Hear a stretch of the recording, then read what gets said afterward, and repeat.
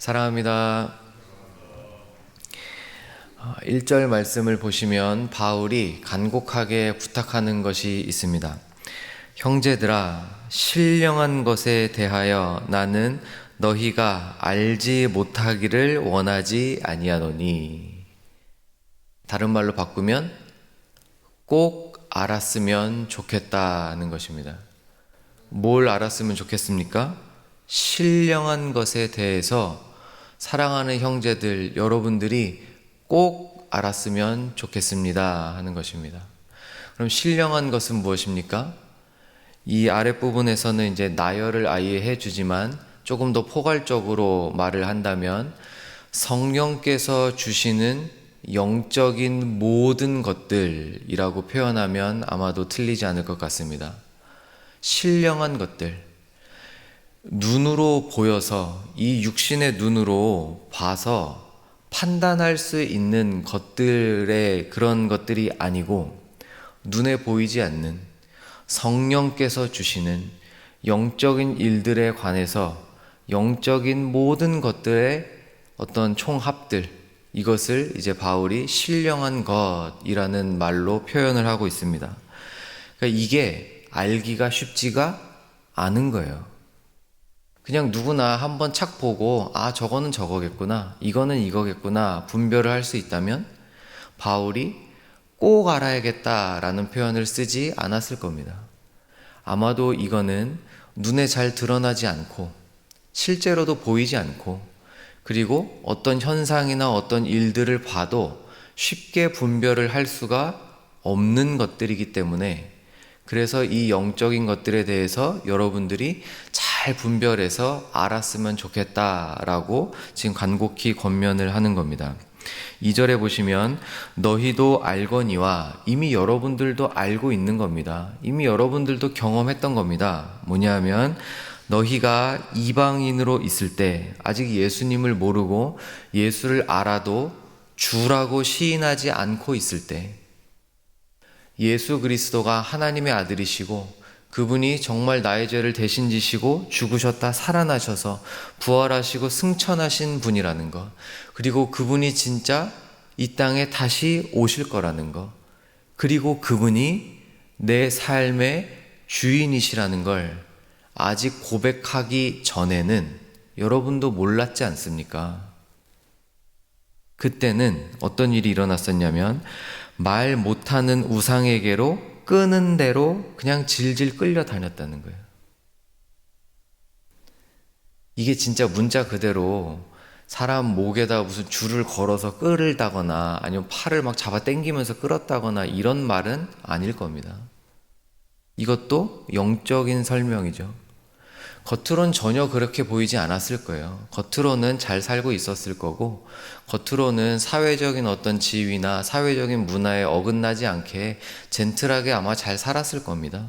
근데 영적으로 보면 예수를 아직 내 인생의 주님이라고 고백하지 못했을 그때 우리의 삶은 그냥 세상이 말하는 대로 질질 끌려다녔고, 돈이 최고인 줄 알고 열심히 그때 살았었고, 자꾸 하나님이 보여주시는 것들 아니라고 억지로 무시한 채, 아니야, 눈에 보이는 이게 더 좋은 거야, 아니야, 사람들이 말하는 이게 더 유익한 거야, 여기에 목 매달려서 우상이 끄는 대로 끌리는 삶을 살았다는 겁니다.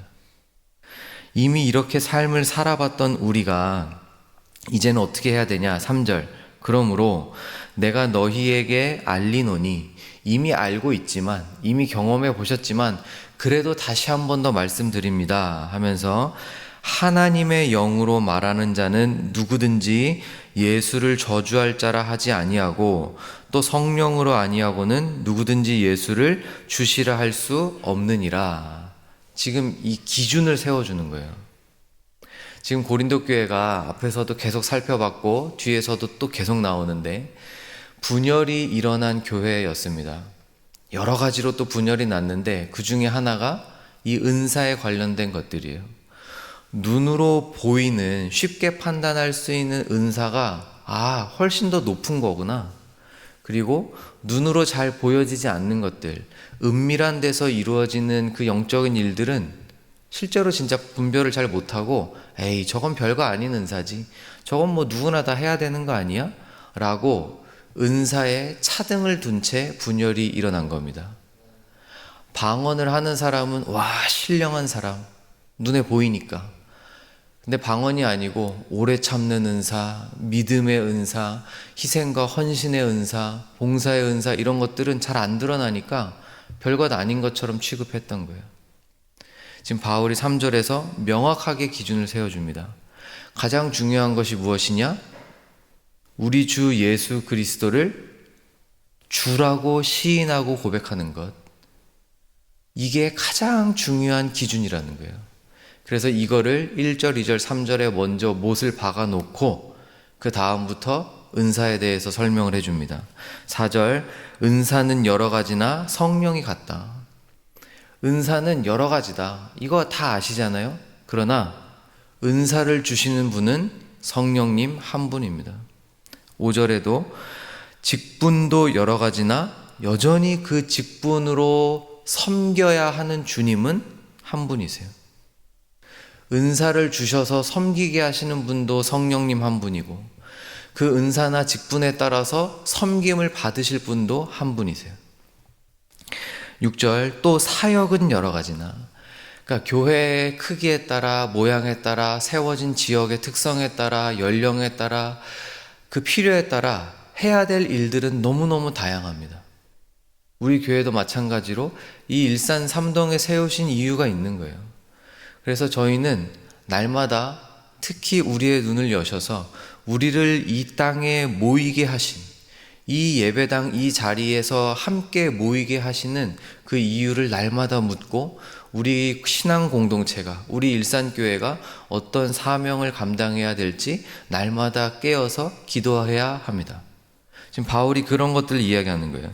사역은 여러 가지다. 그러나 모든 것을 모든 사람 가운데서 이루시는 하나님은 여전히 한 분이시다. 은사도 다양하지만, 직분도 다양하지만, 사역도 다양하지만 그 모든 것들을 행하시고 주시고 또 이루어 가시는 분은 역시 한 분이시다. 계속해서 가르쳐 주는 거예요. 그래서 지금 뭘 원하는 겁니까? 사람은 은사에 따라서 쓰임받기 마련입니다. 그게 자연스러운 거예요. 그리고 그렇게 되는 것이 하나님의 뜻이기도 합니다.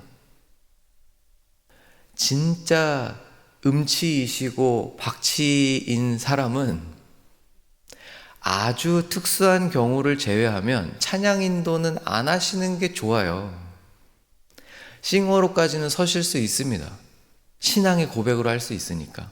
근데 인도자의 사역은 인도를 하셔야 되는데 인도자가 다 틀리면 서로 너무 힘들어지는 거잖아요. 이 차이가 무슨 차이인지 아시지 않습니까? 이건 죄가 아니에요. 해도 되고 안 해도 되고의 문제가 아니라 기능의 차이가 있는 겁니다. 노래를 잘하시는 분은 노래로 섬기는 것이 그분의 은사에 따라서 쓰임 받는 것이고, 봉사에 따라서 그 은사가 특별한 은사가 있으신 분들은 그 역할에 두각을 나타내시게 되고 결국엔, 그리고 그 일에 쓰임 받는 것이 아름다워지고 그 모습을 보면서 가장 하나님이 원하시는 대로 은사가 쓰임 받는 그 모습을 보면서 아직 어린 성도들께서, 이제 초신자들께서 은사는 저렇게 쓰는 거구나, 내게 주신 은사가 이일 것 같은데 나도 이거를 이렇게 써야 되는구나 보고 배워가게 되는 거예요. 그래서 요 목적, 우리 주 예수 그리스도를 높이는 이 한 가지 위대하고 고상한 이 아름다움의 목적을 위해서 우리 각자에게 주신 은사와 역할과 환경과 그 재능과 그 모든 것에 따라 성령이 우리에게 주신 그 모든 신령한 것들이 이루어지는 것. 더 쉽게 바꾼다면 우리가 각자 역할은 다르지만 예수님을 높이는 교회가 되는 것. 각자의 역할이 다르지만 이것들이 다 하나가 되어서 예수님을 높이는 가정이 되는 것. 정말 멋진 공동체가 되는 것. 이것이 지금 오늘 바울이 우리에게 간절히 당부하는 내용입니다. 7절 보시면 각 사람에게 성령을 나타내심은, 이것도 결국은 신령한 일들 중에 하나예요. 은사를 통해서 나타내실 수도 있고 사역을 통해서 나타내실 수도 있고 어떤 특별한 일들을 통해서도 나타내실 수 있는데, 성령을 나타내시는 것은 유익하게 하려 함이라. 유익하게 하려 함이라. 누가요? 내가 아니고 공동체가. 나의 직분을 통해서 섬김을 받는 누군가가. 11절에도 이 모든 일은 같은 한 성령이 행하사 그의 뜻대로 각 사람에게 나누어 주시는 것이라. 처음부터 마지막까지 성령께서 하시고 마지막에 열매도 성령께서 거두시고, 성령의 일이라는 거예요. 눈으로 보여지는 것에 차등이 있지 않습니다. 도레미파솔라시도 다 달라요, 소리가. 근데 얘네가 합쳐져야 예쁜 멜로디가 나오죠. 빨주노초 파남보 색깔 다 다릅니다. 근데 얘네가 합쳐져야 무지개가 그려지잖아요. 색깔이 다 다르지만 그 색깔들이 합쳐져야 이 자연의 아름다움이 드러나는 거 아닙니까? 아빠, 엄마, 아들, 딸, 부모님 역할이 다 달라요. 근데 그 다 다른 역할이 만나서 조화롭게 하나가 되어야 아름답고 건강한 가정이 되는 것 아닙니까? 이런 예는 뭐 수도 없죠. 사랑하는 여러분, 오늘 하루 사시는 동안에 내 은사가 무엇인지 분명하게 알게 되는 복을 누리셨으면 좋겠습니다. 이건 굉장히 큰 복입니다. 그리고 이 알게 하신, 깨닫게 하신 신령한 은사들을 알게 되셨다면 이 은사를 바르게 사용할 수 있도록, 공동체를 위해서 사용할 수 있도록, 나를 높이는데 이게 쓰이지 않고 오직 주님과 우리 주변의 형제 자매들이 높임을 받는데 내 은사가 쓰일 수 있도록 그렇게 기도하시고 그렇게 쓰임받는 복이 있는 오늘 하루가 되셨으면 좋겠습니다.